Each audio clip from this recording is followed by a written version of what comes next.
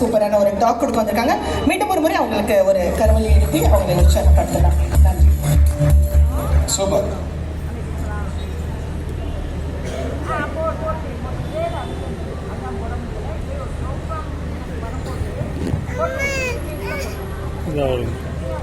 இறைவனின் சாந்தியும் சமாதானமும் நம்ம அனைவர் மீதும் என்றென்றும் மீது நிலவட்டுமாக அப்படின்ற ஒரு அழகான பிரார்த்தனையோட இந்த உரையை ஆரம்பிக்கிறேன். சட்டம் தன் கடமையை செய்யும், அப்படிதானே கேள்விப்பட்டிருக்கோம். அது என்ன கல்வி தன் கடமையை செய்யும்? கேட்கவே புதுசா இருக்குல்ல. இந்த உலகத்துல நடக்கிற 90% விஷயங்கள் எதுவுமே சாதாரணமாவோ யதார்த்தமாவோ ரொம்ப திடீர்னு நடக்கிற விஷயங்கள் இல்லை. எல்லாத்துக்கு பின்னாடியும் பல காரணங்கள் இருக்கு.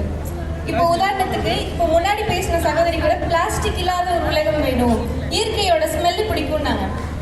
இப்போ கொஞ்ச காலமா நம்மளுடைய மண்ணுல நிலத்தடி நீர் கம்மியா இருக்கு பூமியில, உண்மைதானே?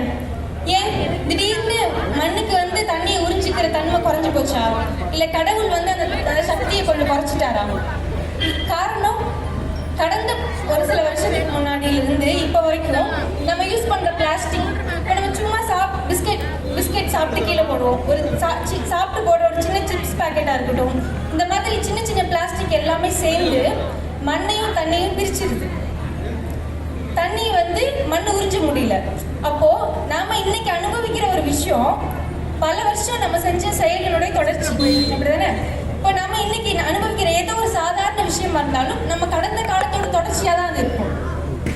நாளைக்கு நம்மளுடைய வாழ்க்கை எப்படி இருக்க போகுதுன்றது இன்னைக்கு நம்மளுடைய சிந்தனை செயல் எல்லாத்தையுமே பொறுத்தது. அதனால தான் சொல்றேன், கல்வி அப்படின்ற அந்த ஒரு சின்ன விதை இருக்குல்ல, அதை நம்ம எப்படி விதைக்கிறோமோ எப்படி வளர்க்குறோமோ அந்த மரத்திலிருந்து கிடைக்கக்கூடிய பழத்தை தான் நாளைக்கு நம்ம சாப்பிட போறோம். அதனால கல்வின்ற விஷயத்த அதை நம்ம எப்படி விதைக்கிறோம் அப்படின்றதுல நம்ம எல்லாமே ரொம்ப கவனமா இருக்கணும். நம்ம ரொம்ப கவனமா இருக்கோம் எப்படின்னா, குழந்தைங்களை ஸ்கூலுக்கு அனுப்புறோம், மனப்பாடம் பண்ண வைக்கிறோம், படிக்க வைக்கிறோம், எக்ஸாம் எழுத வைக்கிறோம். அந்த எக்ஸாம்ல மார்க் கம்மியா வாங்கிட்டாங்கன்னா ரொம்ப கவலைப்படுறோம்.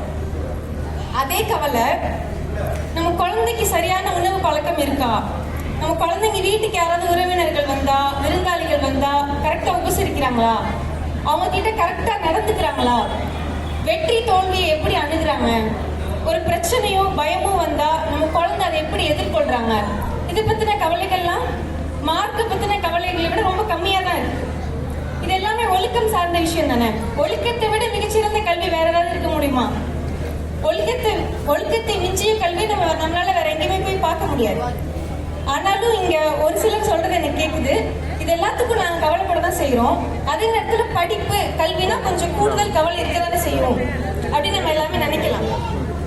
சரிதான், படிப்பு கல்வின்னு வந்துட்டா கொஞ்சம் கூடுதல் கவலை அக்கறை எல்லாமே இருக்கதான் செய்யும். ஏன் அப்படின்னா குழந்தைங்களோட வாழ்க்கை மட்டும் இல்ல, நம்மளுடைய வாழ்க்கையே ஸ்கூல்ல பேஸ் பண்ணி தானே இருக்கு. இப்போ ஸ்கூல்ல ஏதாவது முக்கியமான ஈவெண்ட்டோ எக்ஸாமோ நடக்கும்போது நம்ம வீட்டுல ஏதாவது டூர் ஏதாவது பிளான் போடுவோமா, வீட்டுல ஏதாச்சும் விசேஷம் வைப்போமா? கிடையவே கிடையாது. ஸ்கூலோட ஷெட்யூல் தான் நம்மளோட ஷெட்யூல். அப்படிதான் நம்ம வாழ்க்கையை போயிட்டு இருக்கு. அப்போ இவ்வளோ மெனக்கெட்டு இவ்வளோ கஷ்டப்பட்டு ஸ்கூல்ல படிக்க வச்சு அந்த கல்வியை போய் பிள்ளைங்களுக்கு அப்படியே கொடுக்கணும்னு நினைக்கிறோம்ல. கல்வி அப்படின்ற ஒரு விஷயம் ஒரு பொருள் மாதிரி அப்படியே தூக்கி கொடுத்துட முடியாது. இப்போ நம்ம ஒரு பொருள் கையில வச்சிருக்கோம், நம்ம குழந்தையோட 2 கையை நீட்டி அப்படியே அந்த பொருளை தூக்கி கையில வச்சுட்டு அப்பாடா நம்ம குழந்தைக்கு கல்வியை கொடுத்தாச்சு அப்படின்னு நினைக்கிற ஒரு விஷயம் கல்வி கிடையாது. ஒரு சம்பவம் நான் சொல்றேன். நான் நிஜமா பார்த்த ஒரு விஷயம். ஒரு வீடு, அந்த வீட்டுல அம்மா அப்பா குழந்தைங்க இருக்காங்க. அவங்களுக்கு சொந்த வீடு இல்லை, சொந்தமா ஒரு வாகனம் இல்லை, நகை பணம் அந்த மாதிரி எந்த ப்ராப்பர்ட்டியும் இல்லை. ஆனா ரொம்ப கஷ்டப்பட்டு சக்திக்கு மீறி காசு செலவு பண்ணி பெரிய ஸ்கூல்ல பிள்ளைங்களை படிக்க வைக்கிறாங்க. பிள்ளைங்க காலையில ஸ்கூலுக்கு போவாங்க, சாயந்தரம் வருவாங்க, அரை மணி நேரம் தான் வீட்டுல இருப்பாங்க, திரும்ப டியூஷன் போவாங்க, திரும்ப வீட்டுக்கு வருவாங்க, சாப்பிடுவாங்க, திரும்ப அரை மணி நேரம் தூங்கிடுவாங்க. காரணம் நாளைக்கு சீக்கிரமா ஸ்கூலுக்கு போகணும். இப்படியே போயிட்டே இருக்கு. ஒரு நாள் நான் பாக்குறேன், அந்த தாய் அந்த குழந்தைக்கு நாளைக்கு எக்ஸாம் சொல்லி கொடுத்துட்டு இருக்காங்க படிக்க. என்ன சொல்லி கொடுக்குறாங்கன்னா, கொஸ்டின்ல இந்த வார்த்தை வந்துச்சுன்னா ஆன்சர் ஆப்ஷன் ஏ, கொஸ்டின்ல இந்த வார்த்தை வந்துச்சுன்னா ஆன்சர் ஆப்ஷன் சி. எவ்வளவு மெனக்கெடுறாங்க அவங்க. அந்த குழந்தைங்களோட படிப்புன்னு தான் இருக்கு, செலவு ஃபுல்லா குழந்தைங்களுக்கு தான் பண்றாங்க. ஆனா கொடுக்குற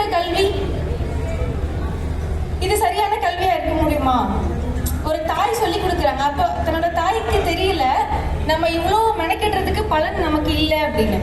இப்போ சரியான கல்வி எப்படி கிடைக்கும்னா, எல்லாருக்குமே தேடல்னு ஒன்று இருக்கும். இப்போ ஒரு எல்கேஜி ஸ்டூடெண்ட்டாக இருந்தாலும் சரி, 10th ஸ்டாண்டர்டாக இருக்கட்டும், காலேஜ் ஸ்டூடெண்ட்டாக இருக்கட்டும், பிஹெச்டி படிக்கட்டும், இல்லை ஒரு ரிசர்ச்சர், இல்லை ஏதோ ஒரு ஆராய்ச்சி பண்ணுற யாராக இருந்தாலும் அவங்க பார்க்குற, கேட்குற, படிக்கிற எல்லா விஷயத்துல இருந்தும் கேள்வின்னு ஒன்று அவங்க மனசுக்குள்ளே வரும்.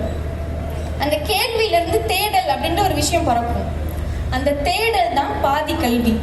எப்போ ஒரு குழந்தைக்கு இல்லை ஒரு ஸ்டூடெண்ட்டாக ஒரு கல்வி கற்றுக்கணும்னு நினைக்கிற எந்த ஒரு மனுஷனுக்கு தேடல்னு ஒரு விஷயம் வருதோ அப்போ தான் கல்வி கற்றுக்க அந்த மனுஷன் ஆரம்பிக்கிறான்னு அர்த்தம். அப்போ அந்த தேடல் வருதுல்ல, அந்த தேடலுக்கு ஒரு பெற்றோரா, ஒரு ஆசிரியரா கற்றுக் கொடுக்கக்கூடியவங்க ஒரு வழிகாட்டியாக இருப்பாங்க. அதுதான் கல்வியை கற்றுக் கொடுக்குது. ஒரு விஷயத்தை அப்படி திணிக்கிறது மூலயமா நம்ம கல்வியை எப்போ கொடுக்கவே முடியாது. கல்வியை அவங்க கற்றுக்கிறதுக்கு நம்ம உதவி தான் செய்ய முடியும். இப்போ தேடுறாங்கல்ல, தேடி ஒரு பதிலை அவங்க கண்டுபிடிச்சிட்டாங்க, இல்லை நாமளே ஒரு பதிலை கொடுத்துட்டோம். கொடுத்ததுக்கு அப்புறம் அந்த பதிலை அவங்க புரிஞ்சு வாழ்க்கையில் செயல்படுத்துறாங்கல்ல, அப்போதான் அந்த கல்வி முழுமை பெறும். தேடலும் புரிதலும் இருக்கும்போது தான் ஒரு மிகச்சிறந்த கல்வியாளர்களை இந்த சமூகம் பார்க்கும். அப்படி ஒரு கல்வியாளர் உருவாக்கி வரும்போது கல்வி கண்டிப்பாக தன்னுடைய கடமையை செய்யும்.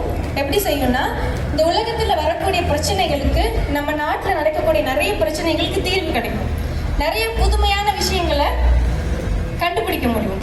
வருமுன் காக்கக்கூடிய நிறைய திட்டங்கள் இருக்கும், நிறைய நிம்மதி இருக்கும், சந்தோஷம் இருக்கும். இப்போ இதுக்கு உதாரணமாக இந்த உலகத்தில் ஒரு நாடு சொல்லலாம்.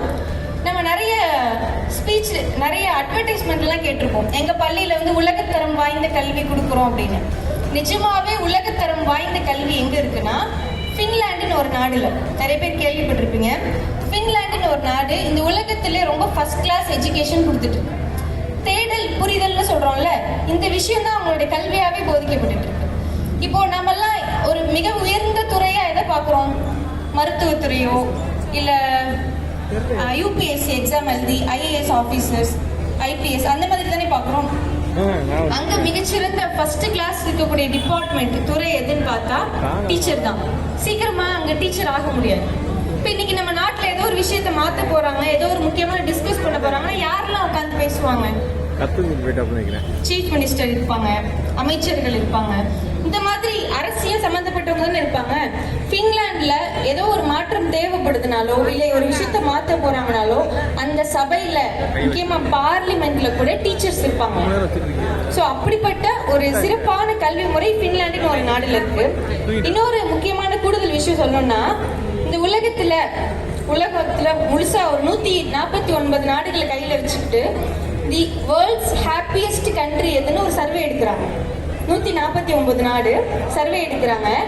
அதில் ஃபர்ஸ்ட் பிளேஸ் யாருக்கு கிடைச்சிச்சுன்னா ஃபின்லாண்டு. நீங்கள் இப்போ போய் கூகுள் பண்ணி பார்த்தீங்கன்னா உங்களுக்கு ஆன்சர் தெரியும். அப்போது ஃபின்லாண்டில் கொடுத்த கல்வி தன்னோட கடமையை சரியாக செஞ்சிருச்சு. மக்களை ரொம்ப சந்தோஷமாக, ரொம்ப நிம்மதியாக வாழ வச்சிருச்சு. நாமளும் கல்வி கற்றுக்குறோம். நம்ம கற்றுக்கிட்ட கல்வியும் தன்னோட கடமையை சரியாக செஞ்சிருச்சு.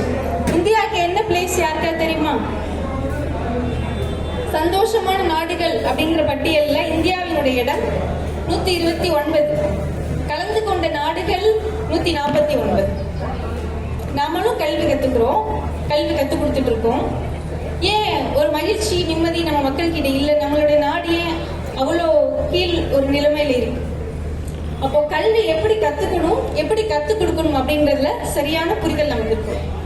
அந்த புரிதல் நம்ம செயல்படுத்தணும்னா இன்னைக்கு நமக்கு ரொம்ப முக்கியமான தேவையான நபர்கள் யாருன்னா இளம் பெண் கல்வியாளர்கள். இளம் பெண் கல்வியாளர்களுக்கு சரியான, தெளிவான, பயனுள்ள கல்வியை கொடுத்துட்டா கண்டிப்பா சிறந்த கல்வியாளர்கள் உருவாக்குவாங்க. 2 காரணம். 1, பெண்கள் தான் நிறைய ஆசிரியர்கள், பெண்களால நிறைய மாணவர்கள் உருவாக்க முடியும். இன்னொரு முக்கியமான காரணம். சரி, நான் ஒரு கேள்வி கேட்கிறேன். இந்த உலகத்தின் தலை சிறந்த சமூக பணி எது? யாராவது சொல்ல முடியுமா? இந்த உலகத்திலேயே தலை சிறந்த சமூக பணி கல்வியாளர். இன்னும்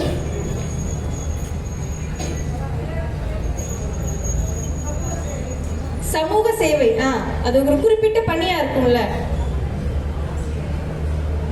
சவுண்டா பெண்களா? Correct answer. தாய்மை. தாய்மையை விட மிகப்பெரிய சமூக பணி இந்த உலகத்துல வேற எதுவுமே கிடையாது.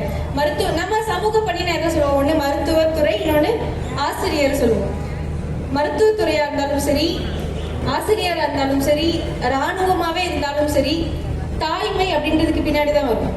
ஒரு தாயால ஒரு சிறந்த குழந்தை வளர்க்க முடியுமா? ஒரு அழகான சமூகத்தை நிச்சயமா கட்டமைக்க முடியும்.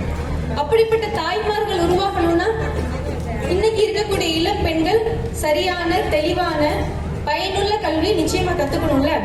அந்த பணியை எங்கள் நிறுவனமான தாருல் ஹிக்மா பெண்கள் இஸ்லாமிய கல்லூரி ரொம்ப சிறப்பா செஞ்சுட்டு வருது. வாழ்வியல் வழிகாட்டியான இஸ்லாமிய கல்வியும் இந்த உலகத்துல நம்ம பயணிக்கிறதுக்கு தனக்கு பிடிச்ச துறையை தேர்ந்தெடுத்துக்கிற மாதிரி BA BCom போன்ற டிபார்ட்மெண்ட்ஸும் இருக்கு. இப்போ ஒரு கேள்வி வந்திருக்கலாம், சரியான தெளிவான பயனுள்ள கல்வின்னு சொல்லிட்டு இஸ்லாமிய கல்வியை சொல்றீங்களே அப்படின்ற கேள்வி வரும். நம்மள்கிட்ட நிறைய பேர்ட்ட ஒரு கருத்து இருக்கு, இஸ்லாமியர்கள்ட்டையுமே இருக்கு. என்னன்னா, இஸ்லாம் அறிவுக்கு தூரமான மார்க்கம், இஸ்லாம் கல்விக்கு தூரமான மார்க்கம், இஸ்லாம் ஆட்சி அதிகாரத்துக்கும் பதவிக்கும் தூரமான மார்க்கம் அப்படின்ற ஒரு சிந்தனை பல இஸ்லாமியர்கள்ட்ட இருக்கு. அது உண்மையா?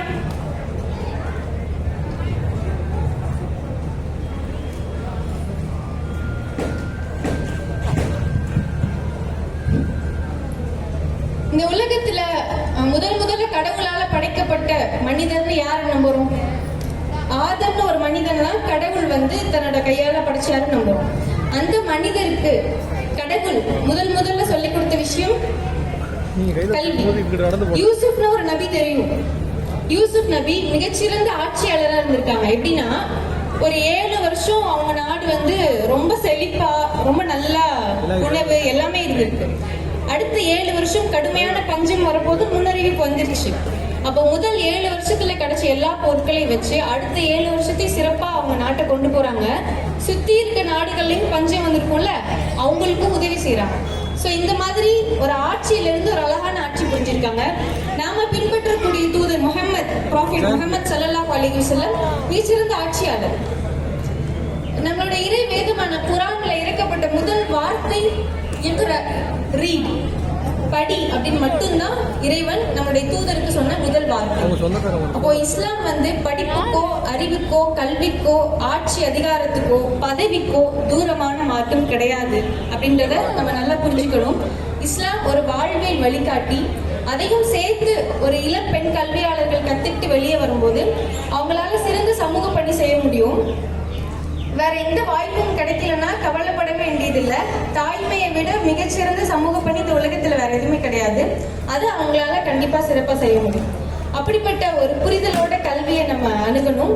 கல்வினாலே தேடல், புரிதல், இந்த விஷயத்துக்குள்ள மட்டும்தான் நம்ம பார்க்கணும். அப்படி பார்த்தோம்னா கல்வியை சிறப்பா கொடுக்க முடியும். அந்த கல்வி தன்னோட கடமையை சரியா செய்யும். இப்போ நம்மளுடைய சூழல் எப்படி தீர்மானிக்கப்பட்டிருக்குன்னா, கடந்த 20 வருஷத்துக்கு முன்னாடி, 50 வருஷத்துக்கு முன்னாடி நம்மளுடைய கல்வி நிலை எப்படி இருந்துச்சோ அதனுடைய ரிசல்ட் தான் இன்னைக்கு நம்மளுடைய வாழ்க்கை. இப்போ இன்னி வரக்கூடிய 20, 30, 40, 50 வருஷத்துல கல்வி நிலை எப்படி மாறுதோ அதுதான் அடுத்த நூற்றாண்டினுடைய நிலையா இருக்கும். ஸோ கல்வி நம்முடைய சமூகத்தையும் சரி, இந்த நாட்டையும் சரி ஒரு நல்ல நிலைமைக்கு கொண்டு போகணும்னா இன்னைக்கு அதை நம்ம சரியா செயல்படுத்தணும். நம்ம முன்னாடி சொன்ன ஒரு விஷயம், கல்வின்ற விதையை எப்படி விதைக்கிறோமோ, அந்த மரத்தை எப்படி வளர்க்குறோமோ அதை பொறுத்து தான் அந்த மரத்திலிருந்து கிடைக்கக்கூடிய பழங்களை தான் நாளைக்கு நம்ம சாப்பிடணும். நமக்கு வேற வழி இல்லை. அதனால அந்த விதையை சரியான இடத்துல சரியான நேரத்துல விதைச்சு சரியான முறையில வளர்க்கணும் அப்படின்னு கேட்குறேன். அஸ்ஸலாமு அலைக்கும் வரஹ்மத்துல்லாஹி வபரகாத்துஹு.